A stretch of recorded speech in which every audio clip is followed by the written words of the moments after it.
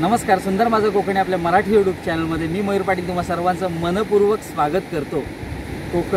कोकण भूमी ज्या सगळेच प्रेमात पडत असतात, इथला निसर्ग असेल, इथली घरं असतील, इथल्या नारळ पोकळीच्या बागा असतील, ह्या सगळेजण या गोष्टीच्या प्रेमात पडत असतात। आणि आणखीन एक महत्त्वाची गोष्ट म्हणजे त्या गोष्टीला तिथे गेल्यावर सगळ्यांचं भान हरपून जातं, ती म्हणजे कोकणातील समुद्रकिनारे। अर्थातच आता आपण अशा सुंदरशा समुद्रकिनारी उभे आहोत आणि थंबनेल आणि टायटलवरून तुमच्या लक्षात आलं असेल की विषय आज कोणता होणार आहे। अर्थातच महत्त्वाचा विषय आहे। तर प्रसिद्ध तीर्थक्षेत्र असलेल्या गणपतीपुळ्यामध्ये लाखोच्या संख्येने भाविक भेट देत असतात आणि इथला समुद्रकिनारा, तर या समुद्रकिनाऱ्यावर प्रत्येक जण भान हरपून थेट समुद्र बघितल्यावर पोहायला जात असतो। आजचा विषय असणार आहे की गणपतीपुळे समुद्रात पोहायला जाताना काय काळजी घ्यावी। अर्थातच ही माहिती समुद्रकिनारी किंवा समुद्रात पोहायला जाताना, कोणत्याही समुद्रात पोहायला जाताना काय काळजी घ्यावी त्याचा विषय असणार आहे। कसं असतं, समुद्र पाहून भान हरपून काही जण सरळ समुद्रात धाव घेतात आणि अगदी खोलवर जाऊन पोहण्याचा मनमुरादपणे आनंद घेत असतात। परंतु समुद्र हा वरवरून जरी आकर्षक आणि सुंदर दिसला तरी तो तितकाच घातक ठरू शकतो। कधीकधी अतिउत्साहीपणा आपल्या जीवाशी बेतू शकतो आणि काही जण आपले प्राण देखील गमावून बसतात। या सर्वामागचे मुख्य कारण म्हणजे आपला अतिउत्साहीपणा आणि माहितीचा अभाव। तर कसं आहे, कधीकधी आपल्याला वाईट प्रसंगाचा सामना यासाठी करावा लागतो आणि एका क्षणात होत्याचं नव्हतं होतं। आणि याचं मुख्य कारण समुद्राच्या पाण्याची हालचाल। ज्याप्रमाणे स्विमिंग पूल किंवा आपण तलाव, धरण यामधील पाणी हे तेवढं हलतं किंवा वेगवान नसतं, परंतु या उलट परिस्थिती समुद्राच्या पाण्याची असते। हे पाणी जास्त गतिमान असतं आणि कसं आहे, धरण, तलाव, स्विमिंग पूल या ठिकाणी पोहणं वेगळं आणि समुद्रात पोहणं वेगळं। त्यामुळे कसं आहे, समुद्रात भिजायला जाताना किंवा आंघोळीला जाताना काय काळजी घ्यावी, काय प्रकर्षाने कटाक्ष आपला कोणत्या गोष्टींवर आपला फोकस असला पाहिजे, तर ते या व्हिडिओच्या माध्यमातून पाहणार आहोत। आणि कसं आहे, हे सगळे जे आपण जी माहिती पाहणार आहोत तर ती पॉईंटनुसार, मुद्द्यानुसार पाहणार आहोत। तर एक एक आपण मुद्दा घेत जाऊया। तर समुद्रात आंघोळीला जाताना अथवा पोहायला जाताना काय काळजी घ्यावी, त्यातला पहिला आणि महत्त्वाचा मुद्दा आहे तो म्हणजे समुद्रातील भरती आणि ओहोटी। समुद्रातील भरती ओहोटी आपल्याला समजणं खूप महत्त्वाचं आहे आणि साधारण दिवसाचा कालावधी हा 24 तासांचा असतो आणि या 24 तासांमध्ये 2 वेळा भरती आणि 2 वेळा ओहोटी येत असते। आणि हा कालावधी भरती ओहोटीचा साधारण 6 तासांचा असतो। म्हणजे 6 तासाची भरती, 6 तासाची ओहोटी, पुन्हा 6 तासाची भरती, तर 6 तासाची ओहोटी, असे साधारण 24 तासामध्ये 2 वेळा भरती आणि 2 वेळा ओहोटी असते। आणि ही ओहोटी किंवा ही जी भरती आहे तर ती दर दिवशी पाऊण तासाने बदलत असते। समजा आज 1 वाजता भरती असेल तर उद्या ती 1:45 वाजता भरती असणार आहे, त्यानंतर ती 2:30 वाजता, तिसऱ्या दिवशी 2:30 वाजता पाण्याला भरती असणार आहे। त्याच पद्धतीने ओहोटीचा कालावधी असतो। आज समजा ओहोटी 1 वाजता लागली तर तीच ओहोटी दुसऱ्या दिवशी 2:45 म्हणजे 1:45ला लागते आणि तिसऱ्या दिवशी तीच ओहोटी 2:30 वाजता सुरू होते। तर साधारण असा भरती ओहोटीचा जो कालावधी आहे तो दर दिवसाने पाऊण तासाने बदलत असतो। त्यामुळे माहिती घेऊनच आपण समुद्रात पोहायला गेलं पाहिजे। आणि अमावस्या आणि पौर्णिमेला मोठी भरती आणि मोठी ओहोटी असते आणि जेव्हा पाण्याला भरती लागते तेव्हा सर्वोत्तम कालावधी हा पोहण्यासाठी मानला जातो। कसं आहे, तुम्ही ओहोटी जेव्हा पाण्याला ओहोटी लागते तेव्हा देखील समुद्रात पोहू शकता, पण थोडीशी माहिती घेतली पाहिजे। जीवरक्षक असतील अथवा तिथे जे तैनात असतील माणसं, तर त्यांच्याकडून तुम्ही माहिती घेऊनच समुद्रात पोहायला गेलं पाहिजे। जर तुम्हाला भरती ओहोटीविषयी माहिती हवी असेल तर प्ले स्टोअरवर ॲप्स उपलब्ध आहेत। तर त्यातलंच जे मी ॲप वापरतो तर ते आहे फिशिंग पॉईंट। तर हे ॲप तुम्ही डाउनलोड करा आणि ओपन जेव्हा कराल तेव्हा लेफ्ट साईडला ह्या अशा 3 लाईन दिसतील, त्याला क्लिक करून तुम्ही टाईड्स ऑप्शन असेल त्यामध्ये गेलात तर असा ग्राफ तुमच्या समोर येईल। तर हा असा ग्राफ म्हणजे भरती आणि ओहोटीचा हा ग्राफ आहे। वरती इथे तारीख असेल 9, 10, 11, 12, खाली वार असेल। आणि कसं आहे, आता इथे बघा थर्सडे, फ्रायडे, सॅटरडे आणि 12 तारीख, आज 12 तारीख आहे म्हणून टुडे दाखवेल। तर असा काहीसा ग्राफ आहे। तर हा जो ग्राफ बघताय ना, आणि हा जो सर्कल मी इथे मेन्शन केलेत तर तो एकच सर्कल तुम्हाला दाखवेल। इथे दाखवलं म्हणजे समजायचं की भरती चालू आहे। हे बघा इथे भरती, आणि याला जर तुम्ही क्लिक केलात तर इथे अशी वेळ येईल, म्हणजे किती वाजलेत ते दाखवेल। हे बघा जसं इथे मी मेन्शन केलंय. तर ही इथे सर्कल दाखवला तर समजायची भरती सुरू आहे, आणि इथे सर्कल दाखवला तर समजायचं पाणी पूर्ण भरलेलं आहे आणि आता थोड्या वेळात ओहोटी लागेल. जर इथे क्लिक केलात सर्कलला तर तुम्हाला इथे आता वाजलेत किती ते दाखवेल आणि किती मीटर पाणी भरलंय ते दाखवेल. त्याच्यानंतर मग इथे जर सर्कल असेल हे छोटा पॉइंट तर समजायचं की पाण्याला ओहोटी आहे, आणि इथे समजा जर असेल सर्कल तर समजायचं पाणी पूर्णपणे ओहोटलेलं आहे, कमी झालेलं आहे आणि पुन्हा इथून भरती चालू होईल. तर साधारण असा ग्राफ तुम्हाला या फिशिंग पॉइंट ॲपमध्ये दाखवेल. तुम्हाला एक क्लिअर करू इच्छितो, मी कोणत्याही ॲपचं पेड प्रमोशन करत नाही, तुम्हाला समजावं या दृष्टीने हे मी दाखवलंय तुम्हाला. तर अशा पद्धतीने तुम्ही भरती ओहोटीची माहिती घेऊ शकता. तर दुसरा महत्त्वाचा मुद्दा आहे तो म्हणजे समुद्र किनाऱ्यावरील सुरक्षित भाग कोणता आणि असुरक्षित भाग कोणता. प्रत्येक ठिकाणच्या बीचवरील भूरचना ही वेगवेगळ्या प्रकारची असते.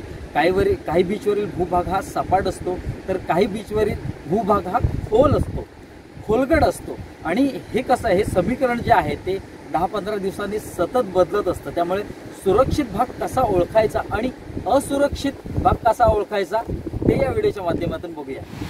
तर आता आपण समुद्र किनाऱ्यावर आलो आहोत, आणि समुद्र किनाऱ्यावरील सुरक्षित भाग कसा ओळखायचा तर ते आता बघणार आहोत. समोर ज्या लाटा येत आहेत ना, तर त्या लाटा बघाल एक सलग पद्धतीने येत आहेत, लागोपाठ येत आहेत. तर कसं असतं, सुरक्षित भाग असतो म्हणजे जो समतल भाग असतो, तर तिथे ह्या लाटा आहेत ना सलग आणि लागोपाठ येत असतात. ते बघा, म्हणजे फेसाळणाऱ्या ज्या लाटा आहेत त्या सतत एकामागोमाग एक अशा येत असतात.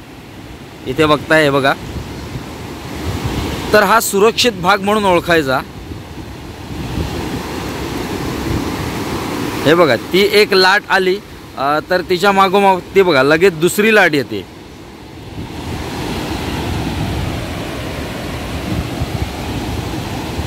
हे बघा, या 2-3 सलग लाटा येतात, आणि समोर पण त्या बघा ज्या लाटा येत आहेत ना त्या एकदम सलग येत आहेत लाटा.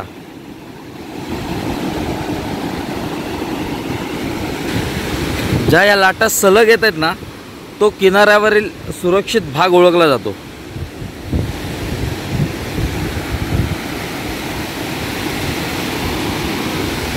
हे बघा, इथे देखील सलग लाटा येत आहेत आणि त्या बाजूला देखील बघा सलग लाटा येतात. म्हणजे हा संपूर्ण जो भाग आहे ना हा समुद्र किनाऱ्यावरील सुरक्षित भाग म्हणून ओळखला जातो. हे बघा, समोर आहे ना एक 4-5 सलग लाटा येत आहेत.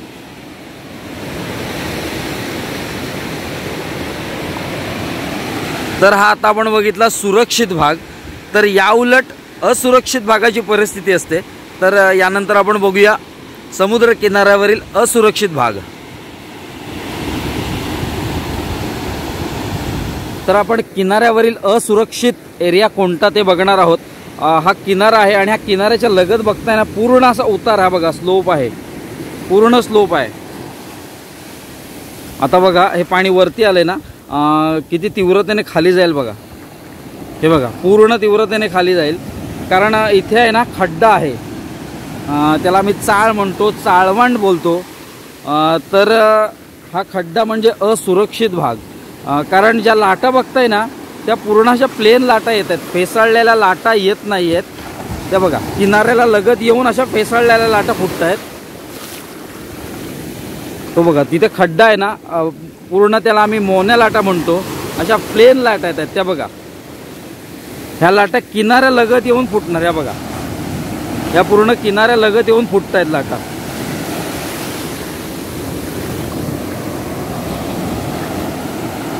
त्या बघा प्लेन लाटा, ज्याला आम्ही मोन्या लाटा म्हणतो. या बघा ह्या किनाऱ्या लगत आल्या आणि मग फुटल्या, म्हणजे फेसाळलेल्या आल्या बघा.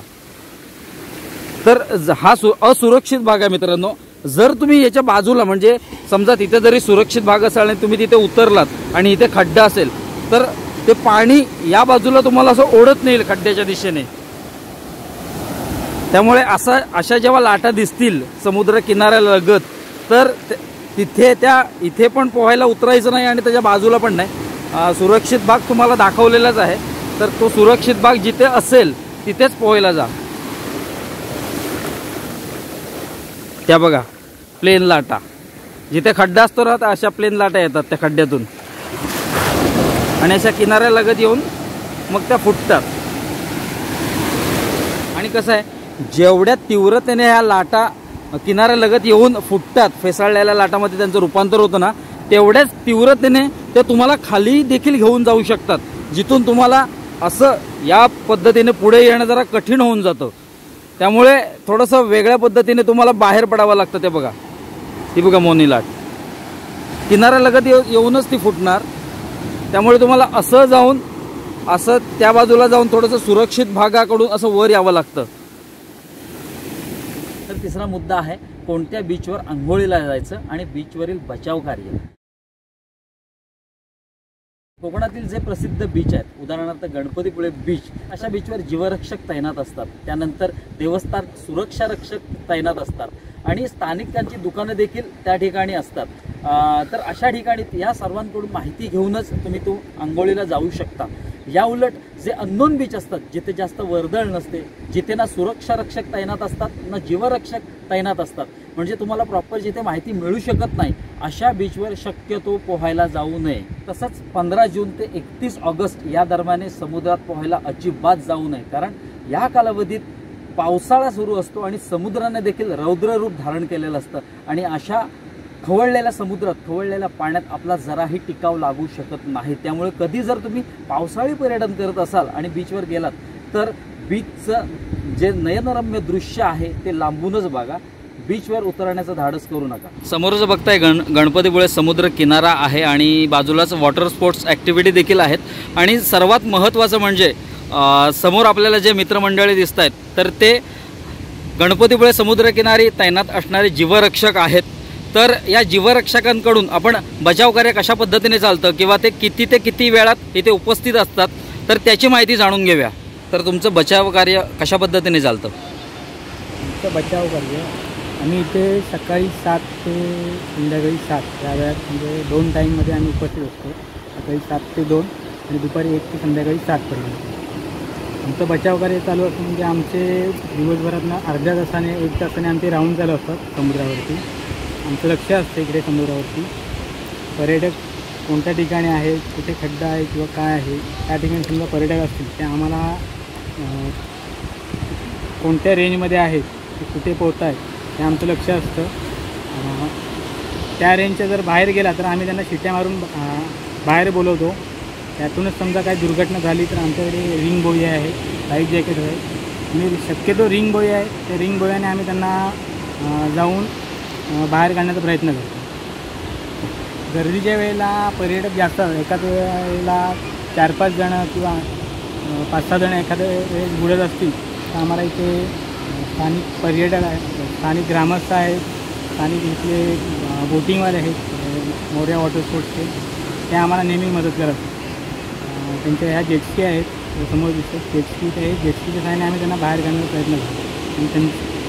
आणि आम्हाला त्यांचं एक मोलाचं योगदान भेटतं की ते आम्हाला नेहमी मदत करत असतात मोऱ्या वॉटर स्पोर्ट्स. आणि स्थानिक ग्रामस्थ आहेत, परत देवस्थानचे आपले कर्मचारी आहेत, ते पण आम्हाला नेहमी मदत करत असतात. तर अशा पद्धतीने इथे बचाव कार्य चालू असतं आणि हे संपूर्ण हे आपले जे मित्रच आहेत चांगल्या पद्धतीने इथे तत्परतेने सेवेत प्रत्येकाच्या रुजू असतात. पण त्यांना देखील कोऑपरेट करणं हे प्रत्येकाचं कर्तव्य आहे. कारण जसं यांनी सांगितलं की प्रत्येक जण इथला स्थानिक व्यावसायिक असेल, त्यानंतर मग वॉटर स्पोर्ट्स ॲक्टिव्हिटी जे चालवतात तर ते देखील असतील, सगळे संगनमताने एकमेकांना मदत करून ह्या सर्व बचाव कार्यात सामील असतात. तर या सगळ्यांचं मी म्हणजे आता हे जे जीवरक्षक आहेत तर त्यांचे नंबर मी डिस्क्रिप्शनमध्ये देईन आणि कुठेतरी स्क्रीनवर शो होत असतील. तर या जर तुम्ही कधी आलात आणि तुम्हाला काही माहिती हवी असेल, समजा भरती ओटीची किंवा खास कळगे कुठे आहेत, कुठे पोहायला जायचं, कुठे पोहायला जायचं नाही, तर ह्या जे नंबर दिलेले आहेत तर त्या नंबरवर कॉल करा, त्यांच्याकडून योग्य ती माहिती घ्या आणि मगच समुद्रात पोहण्याचा आनंद घ्या. आय होप हे सगळे तुम्हाला नक्कीच मदत करतील आणि एक चांगली माहिती तुमच्यापर्यंत पोहोचवतील. तर यामधील चौथा महत्त्वाचा मुद्दा आहे आपली वर्तणूक. आपण जेव्हा एखाद्या पर्यटनस्थळी जातो तेव्हा कसं वागलं पाहिजे. जेव्हा आपण एखाद्या पर्यटनस्थळी जात असतो, तिथल्या बीचवर जात असतो, तर तिथे असलेले स्थानिक व्यावसायिक म्हणजेच बीचवरील फोटोवाले, ATV बाईक्सवाले, जे वॉटर स्पोर्ट्सवाले असतात, त्या सर्वांशी आपण आपुलकीने वागलं पाहिजे. त्यांची आपली वर्तणूक सभ्य असली पाहिजे, कारण यांची गरज आपल्याला पुढे मागे कधी लागेल हे अजिबात सांगू शकत नाही. आणि कसं आहे, एखाद्या वेळेस एखादी व्यक्ती जेव्हा समुद्रात बुडत असते तेव्हा ह्याच व्यक्ती जीवावर उदार होऊन त्या बुडणाऱ्या व्यक्तीला वाचवत असतात. त्यामुळे कुठेही जाताना, कोणत्याही पर्यटन स्थळी जाताना प्रत्येकाशी आपली ही वागणूक आहे ही सभ्यतेचीच असली पाहिजे. कधी कधी समुद्रालगतच खड्डे असतात की जिथे पाणी 7 ते 8 फूट इतकं असू शकतं की जिथे आपण सहज बुडू शकतो आणि त्याच्याच पुढे आपल्या कमरे इतकं पाणी असतं. याची माहिती तुम्हाला बीचवरील सुरक्षा रक्षक, जीवरक्षक किंवा स्थानिक देऊ शकतात. त्यामुळे ही माहिती अतिशय सभ्यपणे या सर्वांकडून घ्या. आता गणपतीपुळेमध्ये आल्यानंतर ही माहिती कोणाकडून घ्यायची आहे हे तुम्हाला सांगितलेलंच आहे. तसंच प्रत्येक बीचवर जाताना त्या माणसांकडून, त्या जीवरक्षकांकडून तुम्ही ही माहिती घ्या आणि मगच आंघोळीला उतरा. या व्हिडिओचं हेडिंग सोडलं किंवा जीवरक्षकांचे नंबर सोडले तर ही सर्व माहिती तुम्ही जेव्हा कोणत्याही समुद्रकिनारी जाल तेव्हा ही माहिती तुम्हाला नक्कीच उपयुक्त पडेल. त्यामुळे समुद्रात जा, समुद्रात मनमुरादपणे पोहण्याचा आनंद घ्या, समुद्रात मनसोक्त डुबा. मात्र एक गोष्ट लक्षात ठेवा की जेव्हा तुम्ही या पर्यटनाचा आनंद घेत असता तेव्हा भान विसरून न जाता काही गोष्टी आपण प्रकर्षाने पाळल्या पाहिजेत, काही गोष्टी आपण प्रकर्षाने लक्षात ठेवल्या पाहिजेत. कारण मौज मजा करताना कधी आपलं भान हरपतं आणि कधी आपल्याला वाईट प्रसंगाला सामोरं जावं लागतं हे सांगता येत नाही. त्यामुळे घरी आपले आई वडील, भाऊ बहीण, आपली पत्नी, आपली मुलं आपल्याकडे आपली वाट पाहतायत हे मात्र लक्षात असू द्या. कारण माणसाला गमवण्याचं दुःख हे त्याला गमवल्यानंतरच लक्षात येईल. त्यामुळे कसं आहे, जीवन मनसोक्त जगा, आनंदाने जगा, कारण हा जन्म पुन्हा नाही. आणि ही जर माहिती तुम्हाला नक्कीच उपयुक्त वाटली असेल आणि महत्त्वाची वाटली असेल तर आपल्या आप्तेष्टांना, नातेवाईकांना किंवा मित्रांना सर्वांना शेअर करा. आणि हा व्हिडिओ कसा वाटला ते कमेंटद्वारे नक्की कळवा. व्हिडिओ जर आवडला असेल तर व्हिडिओला लाईक करा, व्हिडिओ जास्तीत जास्त शेअर करा, कारण ही माहिती सर्वांपर्यंत पोचली पाहिजे. कारण ही अतिशय महत्त्वपूर्ण माहिती आहे. थोडंसं ह्या माहितीवर, ह्या पॉईंट्सवर आपण अभ्यास करून ही माहिती तुमच्यापर्यंत ठेवली पाहिजे. चॅनलवर नवीन असाल तर चॅनलला सबस्क्राईब करून बाजूचं बेल आयकॉन ऑलवर प्रेस करा, जेणेकरून आपल्या येणाऱ्या नवनवीन व्हिडिओचे नोटिफिकेशन तुमच्यापर्यंत पोहोचतील. भेटूया एका नवीन व्हिडिओत एक नवीन काहीतरी घेऊन, असं छान छान माहितीपूर्ण आणि मनोरंजनात्मक व्हिडिओ घेऊन. तोपर्यंत काळजी घ्या.